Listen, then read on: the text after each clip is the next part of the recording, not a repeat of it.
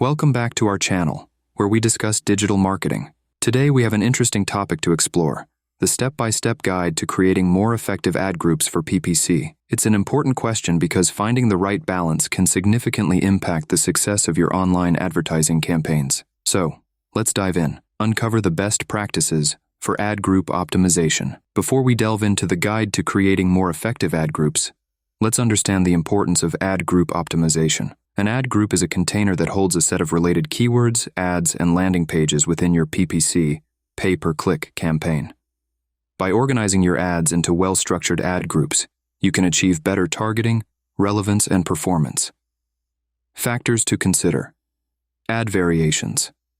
Having multiple ad variations within an ad group allows you to test different messages, offers, or calls to action. This helps you identify which ads resonate best with your target audience. Relevance. Ensure that the ads in your ad group are closely aligned with the keywords you're targeting. This improves the overall quality score of your ads and increases the chances of higher ad rankings. Ad performance. Monitor the performance of your ads regularly. If certain ads consistently underperform, consider pausing or replacing them with new variations to maintain a high-quality ad group. So, what's the ideal number of ads per ad group? Well, there isn't a one-size-fits-all answer.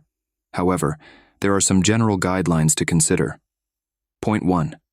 Quality over quantity. It's better to have a few high-quality ads than many mediocre ones. Focus on creating compelling ad copy, attractive visuals, and strong calls to action to maximize your ad performance. Point 2.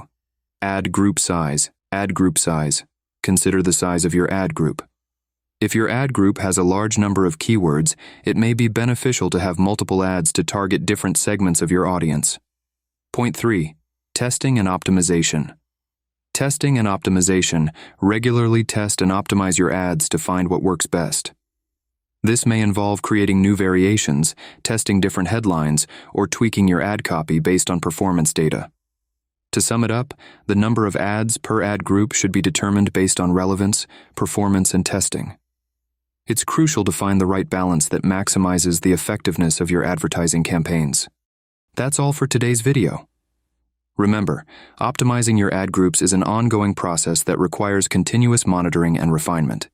If you found this video helpful, please like, share, and subscribe to our channel for more valuable insights on digital marketing. As always, feel free to leave any questions or comments below. Thanks for watching, and see you in the next video.